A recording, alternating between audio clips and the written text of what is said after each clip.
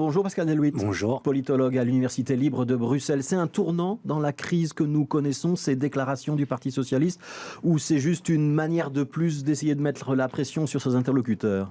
Non, je ne pense pas que ce soit un tournant, mais en tout cas, c'est un message à l'endroit de ceux qui pressent à tort et à travers, dans une large mesure, depuis 8 mois, pour que la coalition soit nécessairement articulée à la NVA et au PS. Et donc, je crois que le message est d'abord adressé à ceux-là et moins dans une perspective électorale. Ça veut dire que l'idée sous-jacente de l'interview au soir, où on dit qu'on pourrait ne plus participer à des négociations si ça continue et qu'on va peut-être mettre cette décision au vote au bureau du Parti socialiste lundi, elle est un peu forcée ? Elle est sans doute un peu forcée, mais on voit bien qu'il y a une énorme pression d'un certain nombre d'interlocuteurs économiques, d'un certain nombre d'interlocuteurs sociaux, de l'entourage du palais. Il y avait un rapport de la Banque nationale aujourd'hui, voilà, ça peut-être un rapport. Pour presser à cette alliance, et assez légitimement, le PS, comme tous les partis, essaye de se défaire de la pression et de le renvoyer vers d'autres. Et on voit bien d'ailleurs dans l'interview au soir qu'il la renvoie vers le CDNV, qu'il la renvoie aussi partiellement vers Écolo, ce qui est nouveau dans la communication du PS. Et il y a un message quand même assez clair, même si subliminal, vers l'entourage du palais. Ouais, donc effectivement, Paul Magnette estime que les écologistes ont une situation un petit peu confortable quand ils refusent de participer aux négociations. Est-ce que ça veut dire qu'on est dans un moment de dramatisation ? Parce que les moments de dramatisation, ça permet de faire bouger les lignes ? On est dans une forme de dramatisation qui n'est pas excessive, il ne faut pas exagérer, il faut bien lire l'interview où Paul Magnette dit non à l'organisation d'élections, mais le cas échéant, nous sommes prêts à y aller. Ouais. Beaucoup de monde dit ça, les écologistes disent la même chose par exemple. Je crois que tout le monde va le dire bien évidemment, mais c'est quand même aussi un message envoyé au CDNV, voire à l'OpenVLD, parce que sans doute que s'il y a des élections anticipées, ce sont les deux partis qui seront le plus mal placés pour les emporter. Ouais. Quand je vous écoute, Pascal Deluit, j'entends, mais non, les médias surréagissent, on n'est pas encore entré en période de campagne électorale et les élections, c'est pas encore garanti qu'on y va.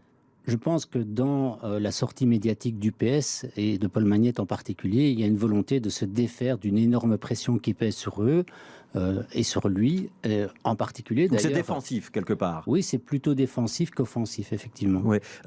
Pour qu'on comprenne bien, il suffit pas de dire qu'on va donner la parole à l'électeur pour convoquer des élections. C'est-à-dire que là aussi, si on voulait vraiment organiser des élections, il faudrait d'abord négocier, se mettre d'accord. Bien évidemment, il faut déjà une majorité parlementaire. Oui, rappelez-nous comment ça marche. C'est le Parlement qui peut convoquer les élections. Une majorité parlementaire pour que le roi puisse dissoudre les chambres et organiser de nouvelles élections. Donc il faut une majorité parlementaire. Aujourd'hui, elle n'existe pas, cette majorité. Alors, finalement, les seuls qui se sont déclarés favorables à ces élections viennent du nord du pays. La NVA l'a clairement évoqué, le Vlaams-Belang l'a clairement évoqué. Donc, le PS, comme d'autres acteurs francophones, disent « nous ne voulons pas d'élections ». C'est plutôt du nord du pays que sont venues les demandes d'organisation d'élections anticipées. Est-ce que je peux traduire la séquence d'aujourd'hui par la formule suivante ? J'ai la main sur la prise, je pourrais la retirer, retenez-moi ou je vais faire un malheur. Non, je ne pense pas que c'est dans cette logique-là, mais c'est une logique arrêtée de nous mettre la pression, de nous forcer à aller avec la NVA. Ouais. Nous avons essayé, ce n'est pas possible. Ouais. Il y a donc un rapport de la Banque nationale qui est une pression supplémentaire aujourd'hui, et le gouverneur de la Banque nationale a eu une petite phrase disant qu'il fallait peut-être essayer d'avoir un peu d'imagination pour que même en affaires courantes on adopte un budget et qu'on essaye de corriger le dérapage budgétaire. Ce serait possible ça, oui, d'avoir à la Chambre une discussion budgétaire indépendante de la discussion sur la formation de gouvernement fédéral? Vous savez, pour l'année 2011, on a fait un budget en gouvernement d'affaires courantes, donc c'est parfaitement plausible et possible de faire un budget. Et par ailleurs, il ne faut pas l'oublier, on peut faire un budget en affaires courantes qui soit un budget de plein exercice, pour autant, bien évidemment, qu'il y ait une majorité parlementaire qui le vote. Mais donc, il faut trouver une majorité à la Chambre pour ça. Oui, bien évidemment. Est-ce qu'on peut imaginer quelle majorité ça pourrait être ? Parce que là, de nouveau, on va se retrouver avec la NVA et le Parti socialiste et les libéraux, et ils n'ont pas la même vision budgétaire et économique. Dans une certaine mesure, c'est une majorité qui pourrait être large, en tout cas, sur un certain nombre d'objectifs budgétaires à respecter. Mais c'est pas facile, mais ce n'est en tout cas pas impossible, et on l'a déjà fait pour l'année 2011. Ouais, on a beaucoup dit et écrit que si on revotait, ce seraient les partis les plus radicaux qui tireraient les marrons du feu. Est-ce qu'on peut être aussi sûr que ça de cette analyse sur base de sondage, ou est-ce que c'est impossible à prédire ?